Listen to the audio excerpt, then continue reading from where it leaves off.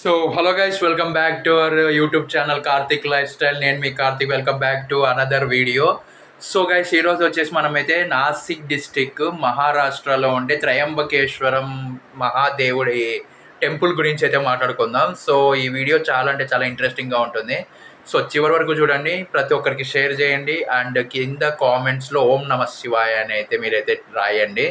And మర్చిపోకుండా like చేయండి. Karthik life style ఛానల్ని సబ్స్క్రైబ్ చేసుకొని బెల్ ఐకాన్ క్లిక్ చేసి ఆల్లో పెట్టుకోండి. ఫర్దర్ వీడియోస్ మిస్ అవ్వకుండా చూడొచ్చు.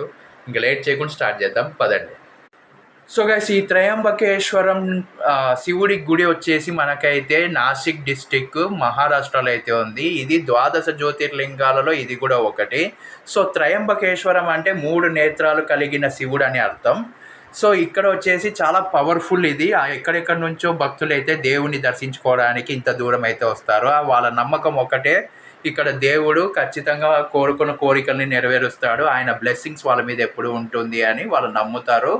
అండ్ ఇక్కడ ప్రతి ఒక్కరు చెప్పిండేది ఏంటి అంటే, ఇక్కడికి వెళ్ళిన తర్వాత మాకు చాలా ప్రశాంతంగా ఉంది అండ్ ఆ ట్రిప్ కూడా చాలా బాగా జరిగింది అండ్ చాలా పవర్ఫుల్గా ఉన్న ఆ దేవుడిని అయితే మేము ఎప్పటి నుంచో కోరుకుంటున్న దేవుణ్ణి మేమైతే చూసాము. ఆనందంగా ఉంది, మాకు కోరుకున్న కోరికలన్నీ ఒక్కొక్కటిగా తీరుతున్నాయని భక్తులు అయితే చెప్తూ ఉంటారు. అది వింటూనే ఉంటాం మనము. సో గైస్, ఈ టెంపుల్ వచ్చేసి బ్రహ్మగిరి పర్వతం అడుగున అయితే ఉంటుంది. సో చాలా అంటే చాలా బాగుంటుంది. ఎంత బాగుంటుంది అంటే మాటల్లో చెప్పలేము. ప్రతి ఒక్కరూ పోయి చూసి ఆయన బ్లెస్సింగ్స్ అయితే తీసుకోవాలి, అది కంపల్సరీ. సో గైస్, పవిత్రమైన గోదావరి నది ఇక్కడే ఉద్భవించిందని ప్రతి ఒక్కరు చెప్తూ ఉంటారు. అది అది మనం కళ్ళారా చూస్తే తప్ప మనకైతే తెలీదు. అండ్ మనకు ఆ అందాల్ని మన కళ్ళలో నింపుకోవాలంటే ఖచ్చితంగా త్రయంబకేశ్వరం టెంపుల్ అయితే విజిట్ చేయాలి. సో నా విష్ లిస్ట్లో ఉన్న మొట్టమొదటి టెంపుల్ శివుడిది ఏదైనా ఉంది అంటే ఇదే. తర్వాత వచ్చేసి కేదార్నాథ్, తర్వాత వచ్చేసి మళ్ళీ కాశీ, ఈ 3 అయితే ఉన్నాయి. సో గైస్, ఇక్కడ ఉన్న ఈ క్షేత్రంలో ఉన్న ఈ లింగం వచ్చేసి చాలా పవిత్రమైనది అని ప్రతి ఒక్కరు భక్తులు అయితే చెప్తూ ఉంటారు.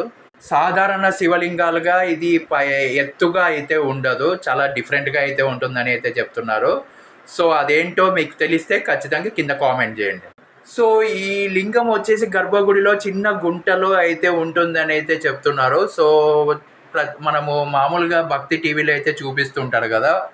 సో ఎంతమంది చూసారో కింద కామెంట్ చేయండి.